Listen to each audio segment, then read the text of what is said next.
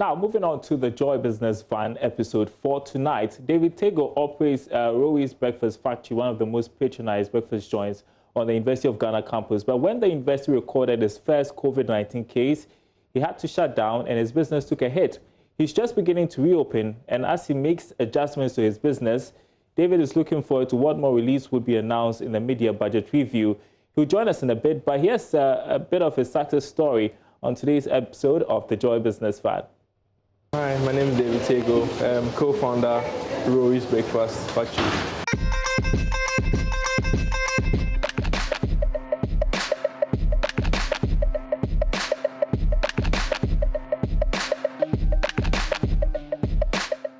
Breakfast is said to be the most important meal of the day, but it could also be a meal you can have all day if you like. That's if you patronize Rowi's Breakfast Factory. David Tego is co-founder of the breakfast joint, which was started 6 years ago whilst he was a student at the University of Ghana.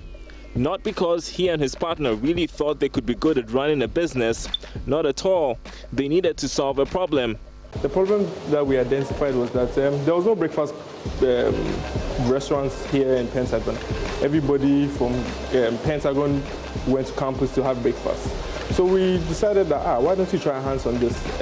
It's not that difficult to make, it's not that difficult to start. So we started something here. Right there at the African Union Hall, or Pentagon, as the facility is popularly called by students, they started specializing in mainly English and American breakfast menus. The co-founders, who were students of economics, may have just found a way to apply the law of demand and supply. The 2 nuggets. Is that what you feel like eating? Yeah.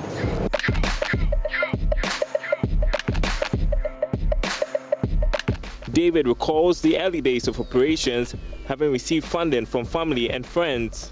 So we started making the food in our rooms and started serving it around to our fellow students. So we go to room, we knock, we did flyers, pasted, we posted this, social media, everybody knew, we texted that, because at that time, WhatsApp wasn't so big in 2010, 2011. That was when we were trying to conceive the idea. So send text messages, send WhatsApp message that, if you want breakfast, if you want food, for this period, this whole week, come to this room. If you don't, and you want us to deliver, call us, we'll come and deliver to your rooms.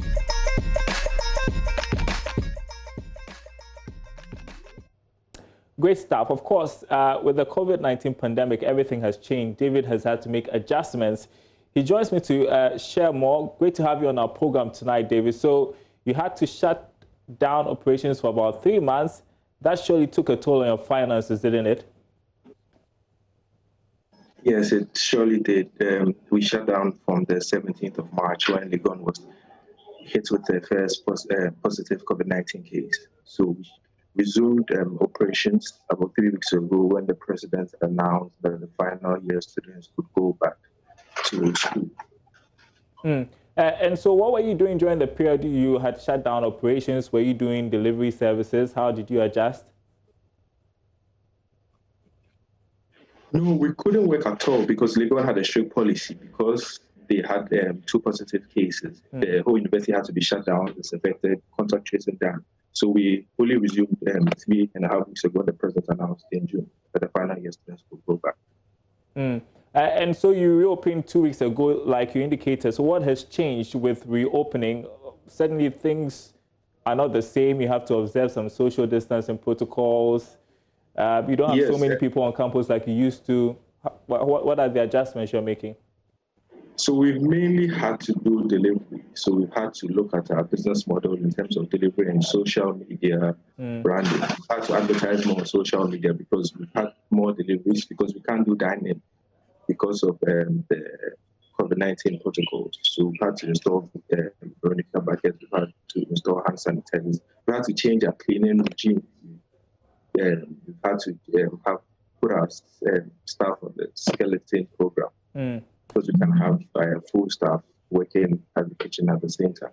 Okay, so final question to you. Did you apply for the stimulus package? And for businesses like, or business owners like you, what would you be looking out for when the finance minister makes his presentation to Parliament tomorrow? No, we decided not to apply for the stimulus package. I think a stimulus package is a laudable there's an double concept and scheme by the government.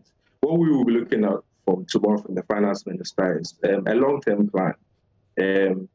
Businesses were halted at this time. Businesses had to delve into their investments to pay their salary and stuff. But we are looking at getting to the next point, next phase in business, because we need to accelerate growth. So we're looking at the moratorium on the payments, the loan to be extended.